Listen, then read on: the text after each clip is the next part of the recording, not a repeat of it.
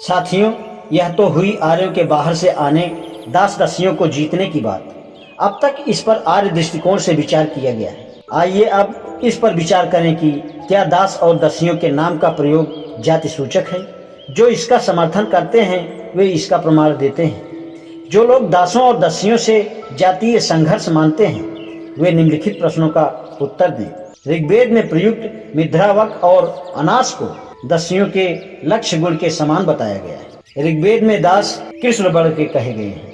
ऋग्वेद में मृधावक शब्द का 1:114, 2, 5, 32, 8, 7, 6, 3 तथा 7, 18, 3 में प्रयोग किया गया है। ऋग्वेद में मृधावक से आशय है कि वह व्यक्ति जो गंवार है और अपरिष्कृत भाषा का उपयोग करता है। क्या भाषा का गंवारूपन या अपरिष्कृत होना जाति भिन्नता का साक्ष्य माना जा सकता है?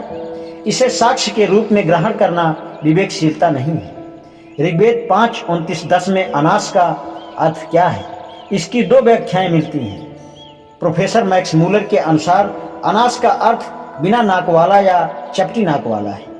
सायणाचार्य इसका अर्थ बिना मुंह वाला अर्थात कटुभाषी बताता है, अर्थात देव वचनों से वंचित।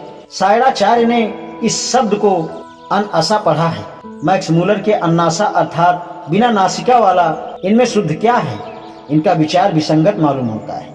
इसके पक्ष में 2 बातें प्रमुख हैं। एक तो यह कि शब्द के अर्थ का अनर्थ नहीं किया गया और दूसरा यह कि दासियों को मुंह या बिना नाक वाला नहीं बताया गया। उन्हें मृधावक या पर्याय माना जाना चाहिए। अस्तु ऐसा कोई प्रमाण उपलब्ध नहीं है जो इस विचार की पुष्टि करे कि दास्यु एक अलग जाति थे।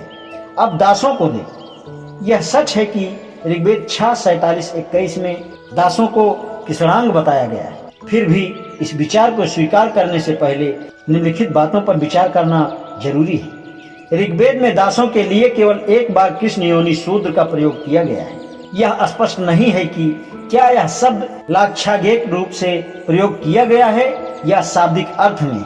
हमें यह पता नहीं है कि क्या यह यथार्थ है या घृणा का प्रतीक। जब तक इन प्रश्नों का समुचित उत्तर न मिले यह विचार स्वीकार करना संभव नहीं कि दासों को कृष्ण योनि का कहा जाने मात्र से उन्हें काले रंग की जाति का माना जाए। देखिए ऋग्वेद के निम्नलिखित मंत्र। ऋग्वेद 6:22-10। हे वज्र, तुमने दासों को आर्य बनाया है, अपनी शक्ति से बुरे को अच्छा बनाया है। हमें भी यही शक्ति दो जिसमें हम शत्रुओं पर विजय पा सके। ऋग्वेद 10:49-3। इंद्र कहते हैं मैंने दस्युओं को आर्य संबोधनों से वंचित कर दिया है। ऋग्वेद 1:15-108। हे इंद्र, यह मालूम करो कि आर्य कौन है और दस्यु कौन। इनको अलग करो। इन मंत्रों से क्या पता चलता है? उनसे यह स्थापित होता है कि आर्यों और दासों तथा दासियों के बीच अंतर ना तो प्रजातीय था और ना ही शारीरिक बनावट का। इसीलिए दास और दास्यु आर्य कहे जा सकते हैं। अतः इंद्र से कहा गया कि उन्हें आर्यों से अलग किया जाए। आज इतना ही। शेषकाल। धन्यवाद।